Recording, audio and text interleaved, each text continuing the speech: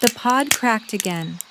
Golden light burst through the forest. Lizzy stumbled backward, shielding her eyes as the strange pod trembled before her. It made a loud cracking sound. The shell split apart completely. Something tiny shot forward.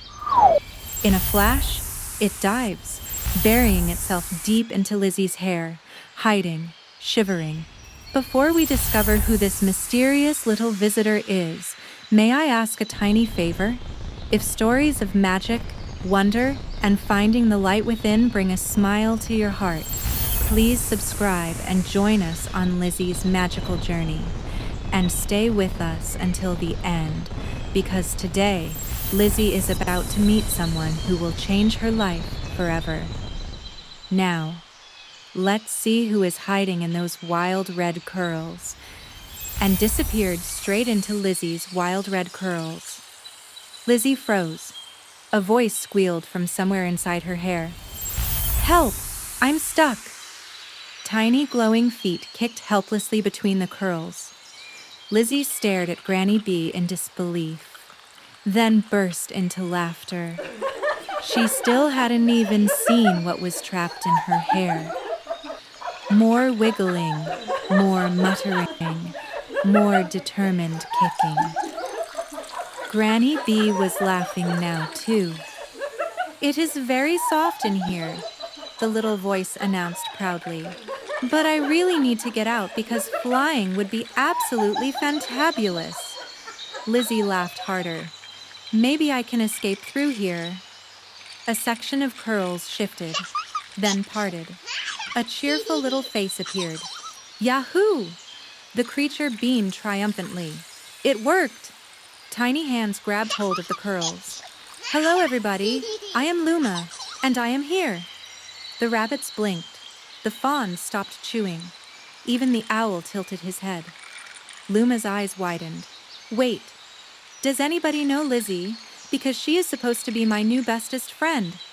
Granny Bee pointed toward Lizzy. She's right there, little one. Luma froze. Slowly, very slowly.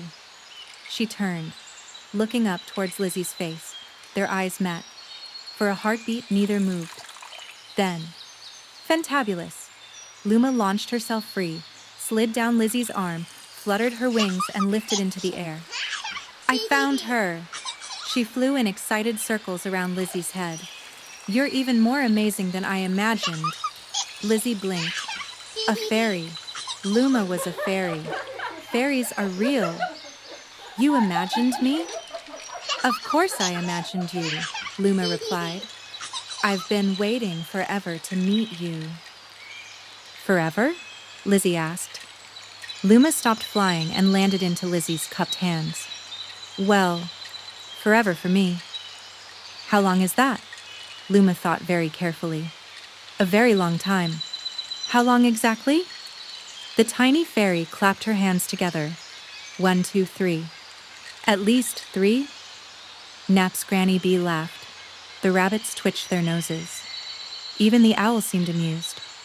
Luma then lifted herself up, and from her fingers she sent a beam of light to Lizzy's chest.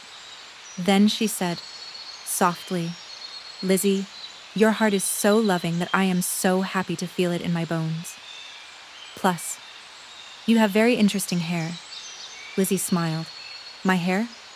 Yes. Luma touched Lizzy's hair. It has excellent hiding places. Before Lizzy could answer, Luma vanished back into the curls. Oh yes. Her tiny voice echoed from somewhere inside. This is definitely premium fairy real estate. Lizzy burst into laughter.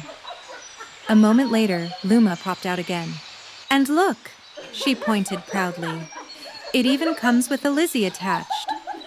The rabbits scattered as Luma zoomed around them. The fawns bounded away playfully. The owl flapped his wings in surprise. Then she took off flying again. Everywhere she flew, tiny trails of golden light drifted through the air. I like this forest, Luma announced. I like these animals. Then she landed gently on Lizzy's shoulder. And I think I'm going to love having a bestest friend. Lizzy stared at the tiny fairy in wonder. I think I will too. Luma. You're real. Luma smiled. Oh yes, she grinned. Very real, very alive, and very happy to find you, Lizzy. Then, whoosh, Luma darted straight back into Lizzy's curls. Lizzy squealed. Luma!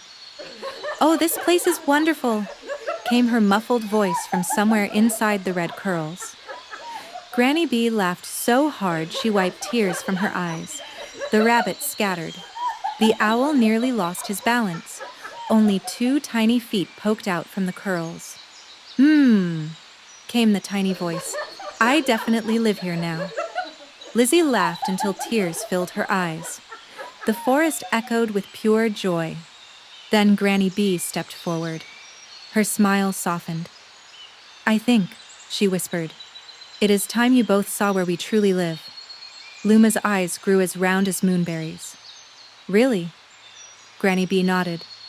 Yes, little one. Then she looked at Lizzy. And yes, Lizzy, you are coming too. Luma let out a delighted squeal. We're going home. The forest grew quiet. The rabbits stopped hopping. The fawn stood still. Even the birds fell silent among the branches. Then, the mist began to move. Silver ribbons drifted between the trees, curling across the forest floor like living clouds. Granny Bee stepped behind Lizzy and gently placed a hand upon her back. Do not be afraid, she said softly. Luma peeked from Lizzy's curls, her tiny face glowing with excitement. Oh! Far ahead, something began to emerge through the swirling mist. At first, Lizzy thought it was only a shadow. Then a warm golden light appeared. A window. Then another. And another. Slowly, a cottage appeared. But it was nothing like the cottages in her village. This cottage seemed to have grown from the forest itself. Its roof was woven from golden thatch. Soft lights glowed behind round windows. Flowering vines climbed its walls. And beyond it, more lights appeared. Dozens of them, perhaps hundreds, tiny lights, golden lights, lights that danced and twinkled deep within the mist. Lizzy's breath caught in her throat. What is this place? She whispered. Granny Bee smiled, Luma grinned, and together they answered. Misty Water Hollow. Lizzy could only stare, for beyond the mist, an entire hidden world was beginning to appear, and what she saw next would change her life forever. To be continued.